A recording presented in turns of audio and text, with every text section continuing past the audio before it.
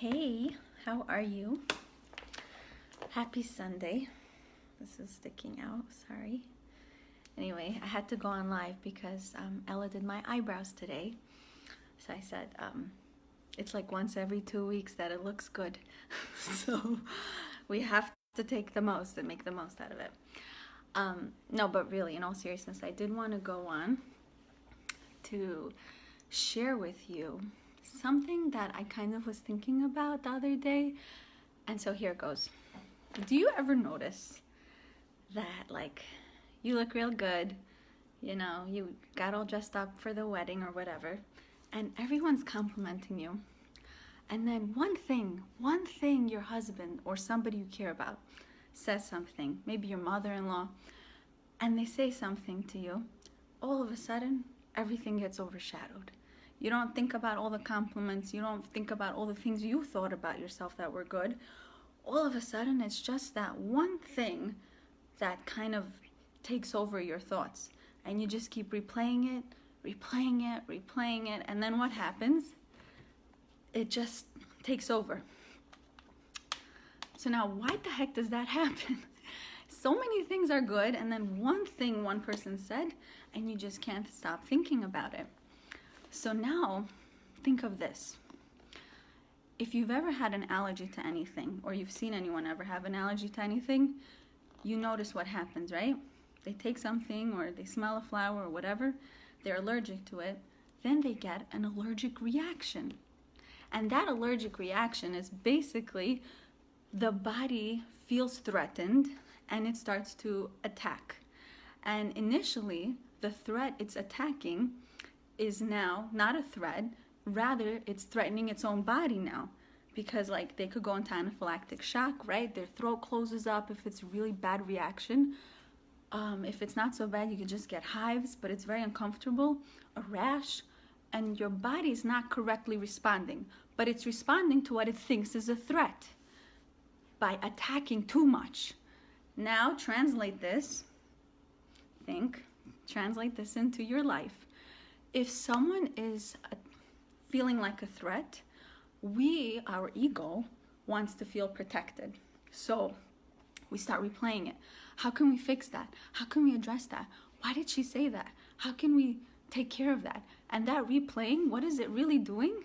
It's attacking us, our soul. So what do we really need to do? We need to stop. Like, for example, if you have an allergic reaction, what do you got to do? You got to get away from the allergic environment. Stop ingesting it or stop being around it. Sometimes you actually have to take a pill because you have to subside the reaction. Now let me take a drink of water first because I'm behind on my water, guys. Okay, so now same goes with your response to the emotional problem that you're dealing with, whether it's your mother-in-law who said something that you're frustrated with, or your husband, or an ex, or maybe, who knows, the father of your children who you're not with anymore. And you may be a great mom, and you may be a great wife, and you know it, and a lot of people have told you so. And that one person who's hating on you, you keep replaying that in your head, you have to stop.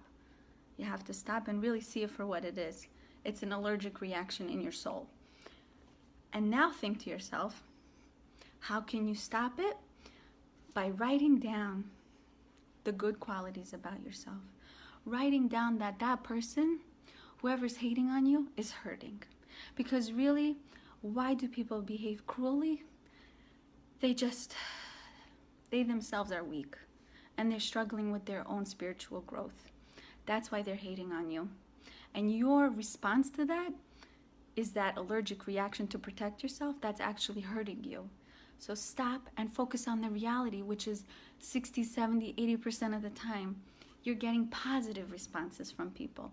That 30% or 20% or even 10% of the time that you're getting that negative response, it is just part of the world's makeup. And if you react aggressively, like an allergic response, you could hurt yourself. So much so that you could, like an anaphylactic shock, and you feel paralyzed and it consumes you and you can't even enjoy your life. It's the same with the allergic reaction in the body and in the spirit. So Guys, whatever you do, remember, it's up to you to recognize that, because no one can make you feel anything, you know? The other day I went to my neighbor's house and I asked her for a mop. Yeah, it's a weird request, but my mop was broken, and you know, with 4 kids, you need a mop because things spill.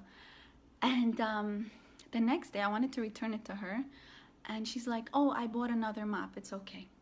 So I'm like, is she upset that I used her mop on my dirty floor, that she went and bought herself a new mop? I right away like made myself all worked up about this, even though for months and years she has shown me nothing but love, and I have shown her the same, and she's complimented me and I've complimented her, and we love each other. And I bought her flowers the other day. We love each other. And when she's like, "Oh, I bought another mop, you can keep this mop," my response was, oh my God, she probably thinks my house is so dirty that even she doesn't want to use her mop because I touched it with my dirty ass floors, with my dirty floors. And I kept replaying that, like, why'd she do that? Why'd she do that? Why'd she do that? That was just me having an anaphylactic response to her. That was just me being crazy. That wasn't her. That wasn't her being weird with me. That was me responding weirdly because I had to work on myself. That allergic response we develop, we can control that. It can get out of control if we choose not to, but it's in our choice to control. We have the power. And no one can make you feel anything. You have the power to make yourself feel whatever it is that you want to feel. And once you get past that, once I got past that, like, I know it's my problem, it's not her problem. I was able to really see it for what it is. She just went and bought herself another mop for whatever reason. She just wanted to, you know? My reality of the situation is not the situation. It's just my version of what I think is the situation. You understand? Make sense? Thank you for all the hearts and smiley faces, whatever that is. Guys, get your water in. So, 8 to 10 cups a day. Awesome. Thank you, honey. All right. I love you all. You know that. I enjoy sharing with you. And again, I'm grateful for the eyebrows. Thank you, Ella and Sarah, my sister. Thank you for donating your lipstick to me because you know I suck at buying lipstick. So, thank you. All right. If you're watching, which I don't know if you are. Bye. See you.